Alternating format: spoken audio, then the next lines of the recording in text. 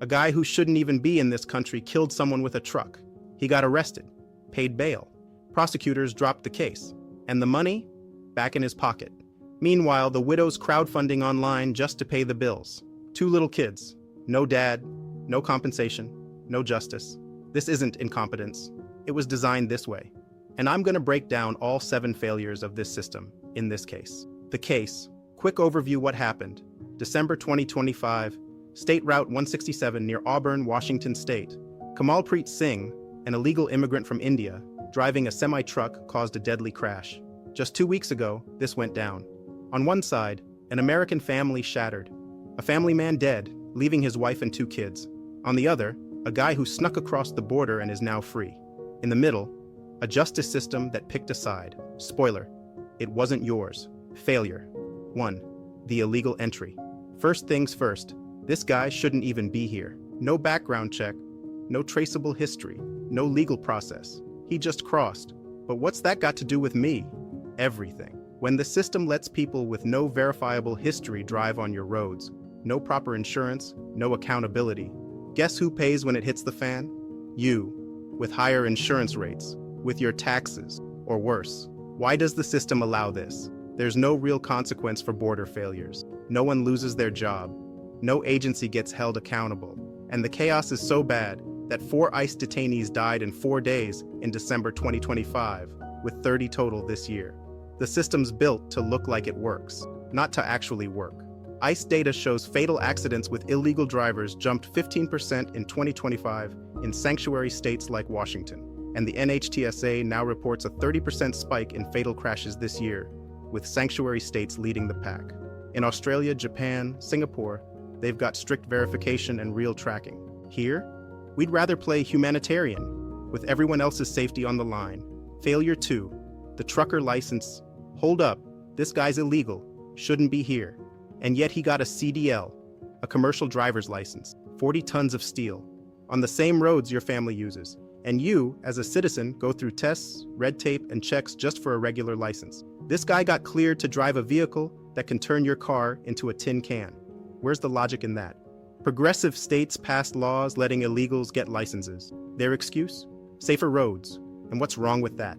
You can't check the background of someone who doesn't exist in the system. Worse, in California, 17,000 CDLs were issued irregularly to immigrants, many with expired work permits, per the feds in 2025. And the number jumped to 21,000 after a review in December 2025. A systemic breakdown putting everyone at risk. Singh's just one example. Private companies can verify identities with 99% accuracy. The government could use it, but chooses not to. Then you see where their priorities lie. Result? California lost $160 million in federal funds in December 2025 for ignoring these rules. Failure 3. The victim. No one mentions. Now let's talk about who really matters in this story.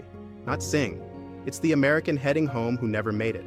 Husband, father, worker, now just a gravestone. His wife started a GoFundMe, begging strangers online to help her survive. While the guy who caused it all, well, we know how that ends. Someone who knows the family said, "Those 2 kids will grow up without a dad. She's all alone now." And the authorities refuse to hold anyone accountable.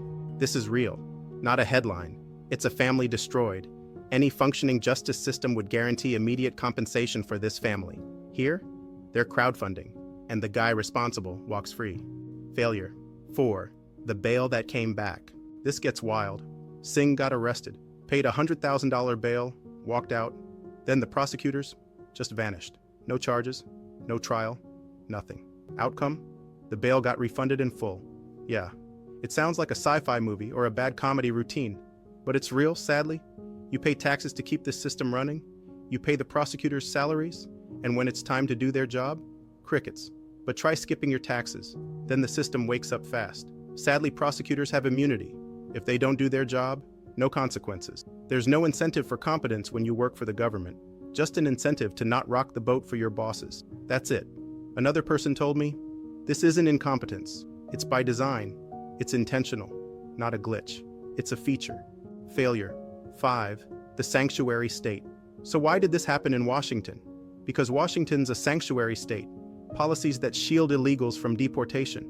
Apparently, ideology trumps safety. The ICE, Federal Immigration Agency, can request someone be detained, but local authorities can ignore it, meaning you pay federal taxes to fund ICE, and your own state says, no thanks. And know why this happens? Because there's no federal punishment for states that defy the law.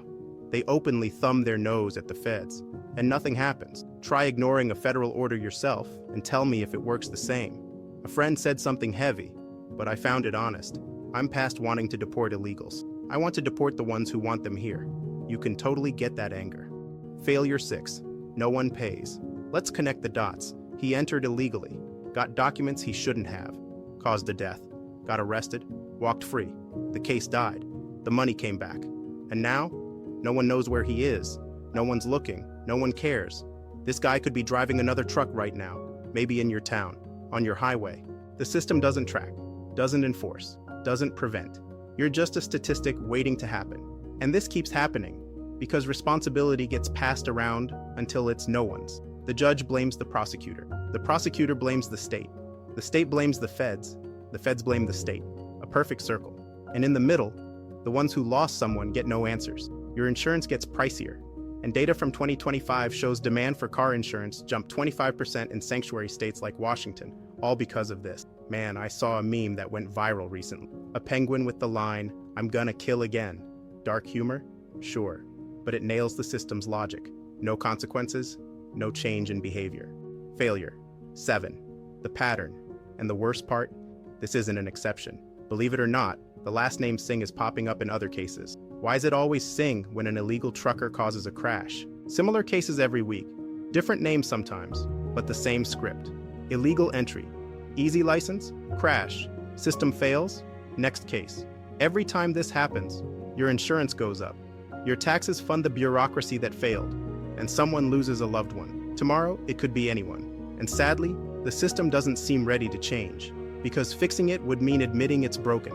Admitting it would mean holding people accountable. Accountability would take political courage, and that is in short supply.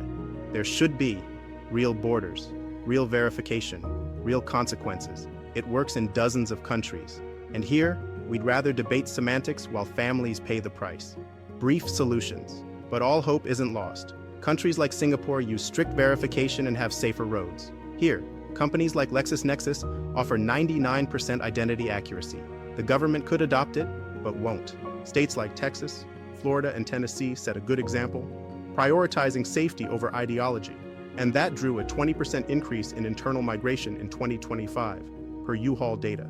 Those stats are like protests, voting with their feet. While the system doesn't change, tomorrow this will happen again. Another name, another family, same untouched system. If this pissed you off, like, subscribe, and comment. Would you move states over this? Why? The only thing they fear is attention. One man dead, one system intact. Still think it's an accident?